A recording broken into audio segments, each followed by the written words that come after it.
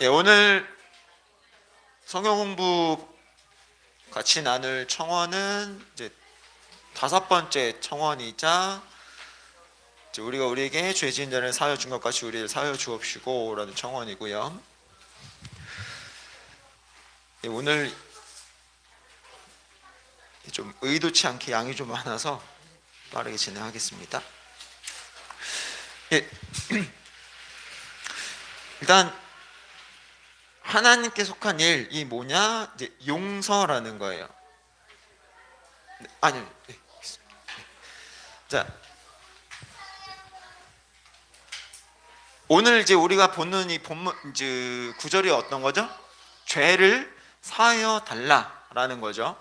자, 죄를 사하여 달라는 게 뭐 이제 쉽게 말하면 용서인데, 그러니까 결국은 이제 용서라는 건 하나님께 속한 일이라는 거예요. 그래서 일단은 우리는 빚진 자들이다라는 말이 뭐냐면, 이 오늘 본문에 나오는 이 죄를 사하여 달라는 말 중에 이 죄라는 헬라어 원문이 오페이레마타라는 단어인데, 이 단어가 이제 어원상으로 보면 빚, 그러니까 부채 이런 의미를 가지고 있어요. 그래서 그러니까 여기에서의 죄는 우리가 그 구원받는 데 있어서의 그 원죄, 그러니까 구원받아야 되는 그 죄가 있잖아요. 이제 아담으로부터 시작되었던 그 원죄에 대한 죄의 개념이 아니라, 그러니까 우리가 아직 성화되지 못한 자로서 저지르게 되는 죄. 그러니까 요거는 좀 뒤에 이제 다시 한 번 더 말씀을 드릴 거고요.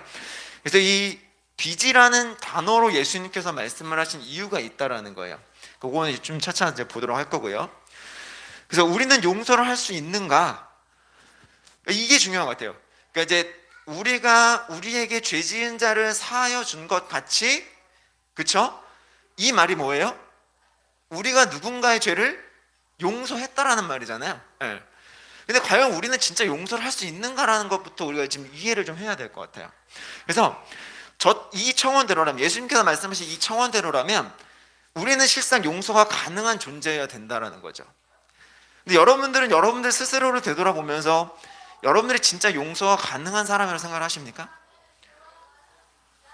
그러니까 이사야 43장 25절의 말씀에도 나오듯이, 곧 나는 나를 위하여 내 허물을 도말하는 자니 내 죄를 기억하지 아니하니라. 그러니까 용서라는 건 온전히 하나님께만 달린 일이라는 거예요. 우리 그 전에도 말씀드렸던 그 밀양이라는 영화 있잖아요.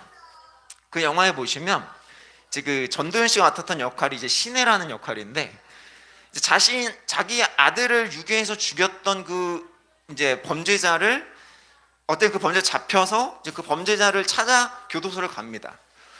그래서 이제 왜냐면 이제 이 시내라는 사람이 이제 종교의 힘, 그러니까 교회에 나가서 어떻게 이제 그 자신의 마음을 추스르고 이 사람을 이제 용서하기로 마음을 먹고 이 사람을 찾아갔는데, 이 사람이 그 전도연 이제 시내라는 사람 앞에서 하는 말이 뭐냐면, 하나님께서 절 용서했습니다라고 얘기를 해요.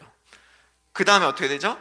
이 전도연 이 시내라는 사람이 결국은 좌절하고 분노를 해요. 거기서 이 시내라는 사람의 마음을 표현하는 대사가 있는데, 그 대사가 뭐냐면, 어떻게 용서를 해요? 하나님이 벌써 용서하셨다고 하는데 내가 어떻게 용서를 해요? 어떻게 그럴 수가 있어요? 내가 용서를 해야지. 어떻게 하나님이 먼저 용서를 할 수가 있어요? 라고 얘기를 해요. 그러니까 용서를 하러 마음을 먹고 갔는데 그 사람이 나에게 보여준 태도만을 보고 나는 다시 마음이 급변한다는 거예요.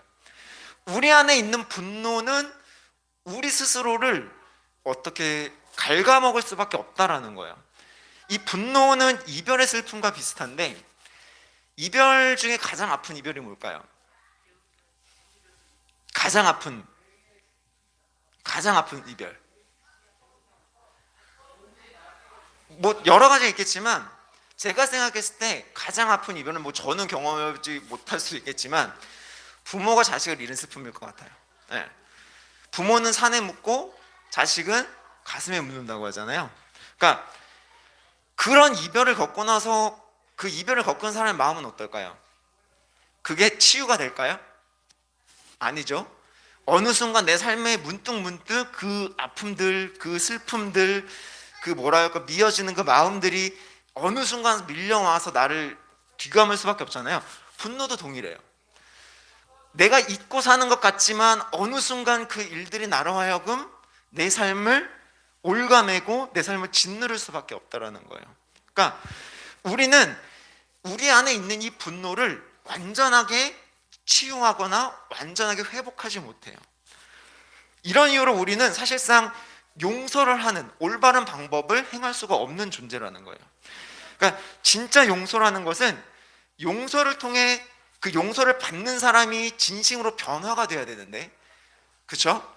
용서를 받는 사람이 진심으로 사죄하고 그 삶의 태도에 대해서 변화가 되어야 되는데, 우리는 실상 어떤 사람을 용서해 준다 그래서 그 사람이 진정으로 변화되어진다? 그렇지 않다라는 거예요. 창세기 4장 24절에도 보면 라멕이 이런 얘기를 해요. 가인을 위하여서는 벌이 7배일진데 나를 위하여서는 77배 1이로다 하는 거예요. 무슨 말이냐면 하나님이 범죄했던 가인을 긍휼히 여기셔서 그 가인이 사람을 죽인 것으로 인해서 누군가 가인을 죽이지 못하도록 가인을 죽이는 자에게는 7배 벌이 내려질 거다라고 하나님이 말씀을 하셨어요. 근데 이 라멕이라는 사람은 뭐라는 거예요? 이 이야기를 하는데 이 이야기를 언제 했냐면 어떤 한 아이가 자기에게 상처를 낸 일로 말미암아 그 아이를 죽였을 때 했던 얘기예요.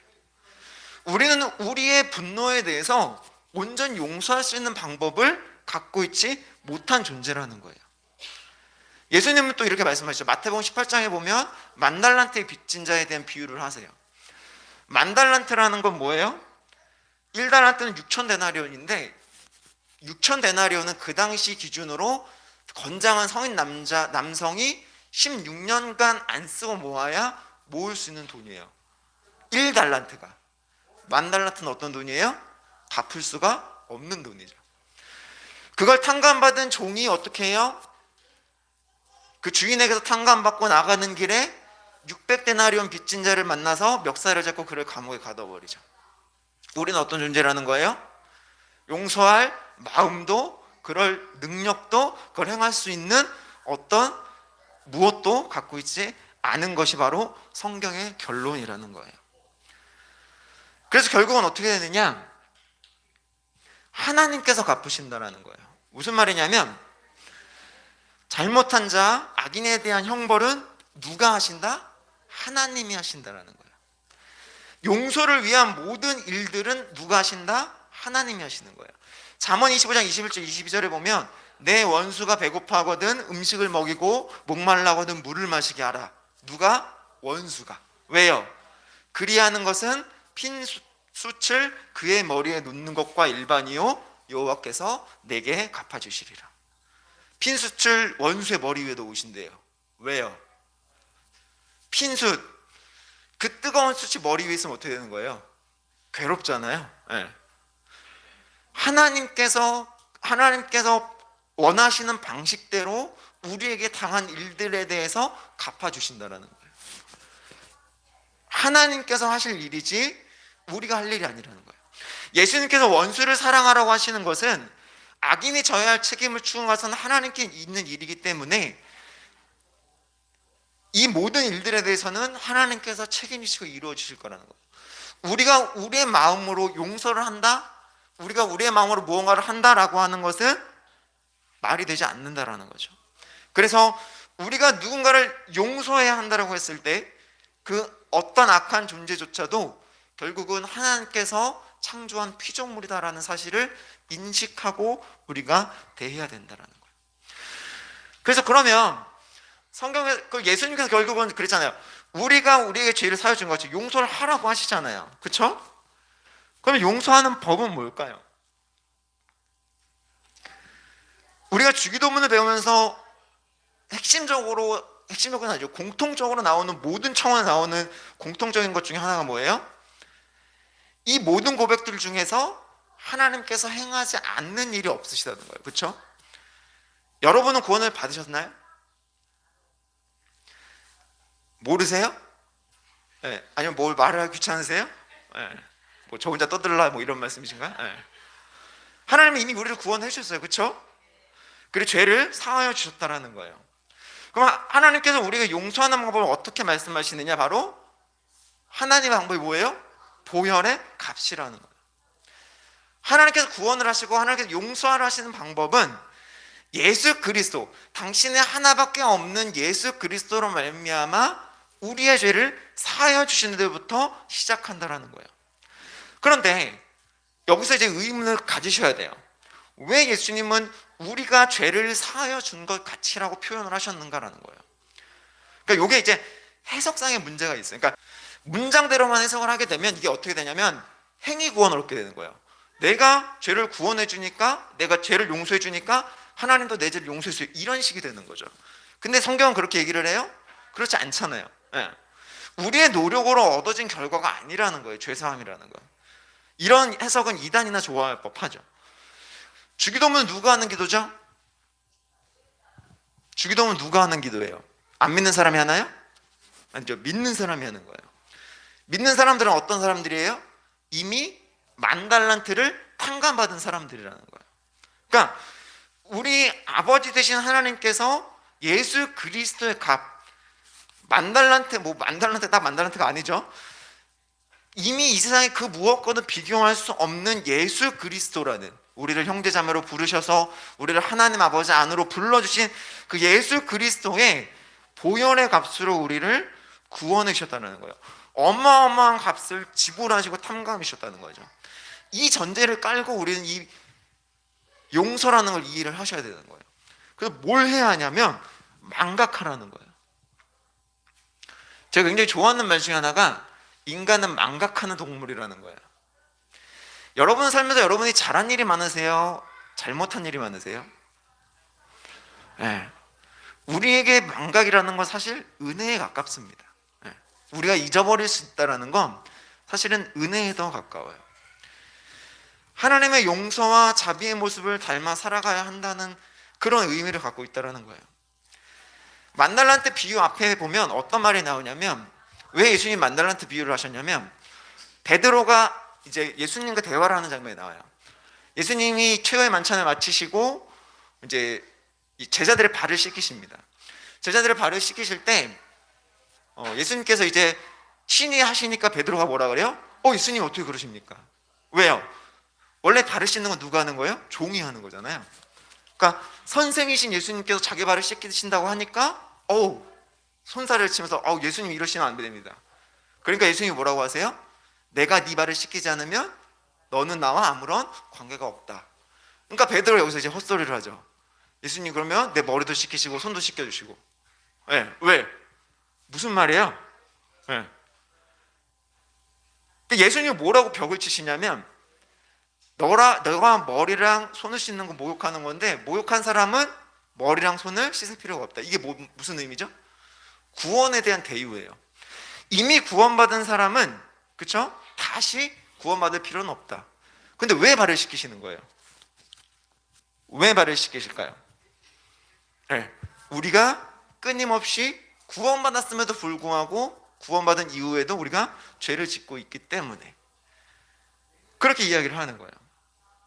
그러니까 하나님께서 우리에게 죄사함이 필요하다라는 건 뭐라는 거예요? 우리가 끊임없이 죄를 짓고 있기 때문이라는 거죠. 그러니까 또 베드로가 이렇게 물어요. 그러면 우리가 죄를 용서하는 데 있어서 7번씩 죄 용서하면 되는 겁니까? 라고 묻자 뭐라 그러세요? 예수님이 70번씩 7번씩 하라. 490번 용서하면 된다라는 거예요? 아니죠. 이게 무슨 말이에요? 너희들은 스스로 용서할 수 있는 존재가 아니라는 거예요. 이런 전제 아래서 이 문장을 해석하셔야 되세요. 그러니까 우리가 우리에게 죄진 자를 사하여 줬다라는 말은 예수님의 피로 값주고 사신 하나님의 자녀된 우리가 하나님의 마음을 가지고 용서할 수 있는 자가 된 우리가라는 거예요. 그러니까 나 스스로가 어떻게 죄를 용서해야 할 수 있다? 이게 아니라 하나님께서 나의 이 10,000달란트의 빚을 탕감해 주신 그 은혜를 아는 내가 그 은혜로 말미암아 용서하게 되었다라는 거예요.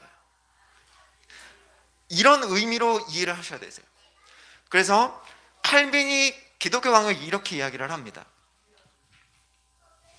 그러니까 용서한다고 고백한다는 것은 내 마음의 분노와 미움, 복수심 등을 기꺼이 버리고 또한 불의에 대한 기억을 기꺼이 망각 속으로 내던져 버리는 것이다. 나에 대한 불의와 차별, 범죄에 대한, 요즘 말로 우리 어린 친구들이 쓰는 말 중에 하나가 억가당한다 그러잖아요. 예.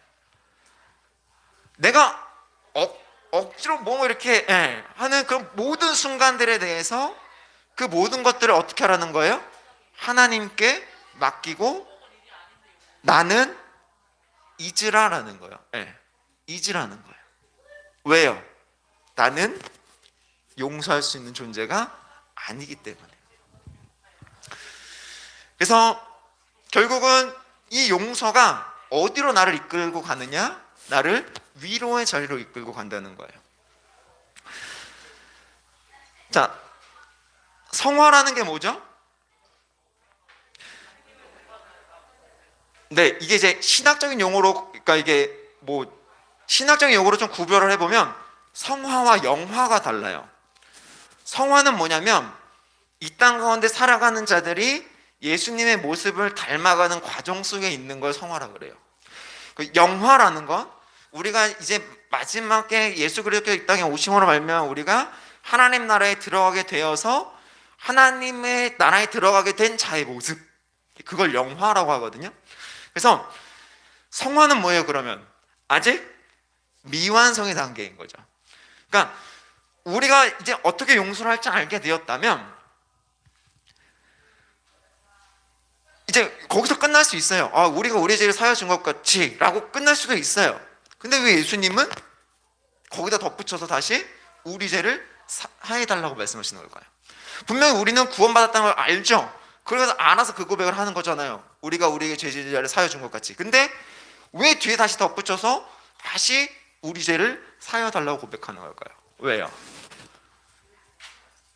우리가 아직 완전하게 변화된 자들이 아니기 때문에 앞서도 말씀을 드렸지만 끊임없이 죄에 넘어질 수밖에 없는 존재이기 때문이라는 거예요. 그러니까 뭐 이게 뭐 중언부언하는 그런 기도가 아니라 예수님께서는 정확하게 말씀하시는 거예요.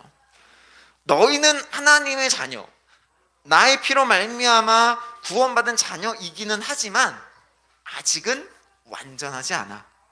그래서 너희도 끊임없이 죄에 대해서 구원받기를 고백해야 해 라고 말씀을 하시는 거예요. 그래서 우리가 이제 오늘 이제 나누는 이 5번째 이 청원은 앞에 있는 4번째 청원과도 매우 밀접하게 관계가 되어 있어요. 우리가 양식을 어떻게 얻는다 그랬죠? 일용하게 얻는다 그랬죠. 하루에 필요한 양식을 얻어요. 우리의 죄사함이 어때야 된다는 거예요? 하루에 필요한 죄사함이 필요하다는 거예요. 매일매일. 왜요? 우리는 매일매일 넘어질 수밖에 없기 때문에. 매일 우리의 육신과 영혼에 일용할 양식이 선물로 주어져야 하듯이 구원받은 자에게는 매일매일 하나님의 그 자비로우신 은혜가 필요하다는 거예요. 죄사함의 은혜가. 그래서 요한복음 13장 4절에 10절의 말씀에 아까 말씀드렸듯이 베드로가 했던 그 대답에 예수님께서 하시는 말이 뭐냐? 목욕한 자는 이미 구원을 받았으나 구원받은 자가 왜 발을 씻어야 된다고요? 매일매일 그 발이 더럽혀질 수 있기 때문에. 우리가 아직 영광에 이르지 못했기 때문에 매일 죄에 넘어지게 되고 그 연약함에 대해서 죄사함을 구하게 되는 것이고, 그 죄사함을 얻게 되었다는 그 감격으로 우리는 뭘 얻는 거예요? 위로함을 얻는다는 거예요. 그 감격 아래에서. 그래서 용서하시는 위로자가 누구라는 거예요? 아버지가 되신다는 거죠. 주기도문의 처음이 뭐죠? 자주 얘기하지만 우리 아버지요. 우리의 아버지께서 이 놀라운 자비의 은혜, 죄사함의 은혜를 허락하시고 우리가 그 놀라운 은혜 가운데 거할 수 있도록 우리를 붙들어 주신다라는 거예요. 이 위로 가운데 거할 수 있는 자가 바로 구원받아 하나님의 자녀가 된 자들이고 오늘의 청원을 구할 수 있는 자가 된다는 거예요. 우리가 더 이상 죄로 인해서 절망이 없고 오히려 하나님의 은혜를 누리게 된다라는 이것은 뭐냐면 더 이상 우리가 죄를 짓지 않는 존재가 되었기 때문이 아니라 매일매일을 죄를 지음에도 불구하고 하나님께서 나를 향하여서 그 자비의 손길을 내미시어 죄사함 가운데, 은혜 가운데 우리를 머물게 하신다라는 데 이 위로가 있다라는 거예요. 오늘의 기도가 굉장히 무거울 수 있는 기도이긴 하지만 결국 우리 안에 이것이 은혜로 다가오는 것은 그 죄사함의 은혜가 내 안에 있다라는 것. 하나님으로 말미암은, 예수 그리스도 말미암은, 성령님으로 말미암는 그 죄사함의 은혜가 여러분들의 삶에 매일매일 주어진다라는 것에 여러분들이 감격하며 나아가기를 소망합니다. 우리의 위로이신 하나님의 용서가 나로 하여금 자녀다운 삶을 살게 할 수 있기를 소망하자. 오늘의 말씀, 이 주기도문의 고백 가운데 여러분들이 함께 나갔으면 좋겠습니다. 예, 감사합니다.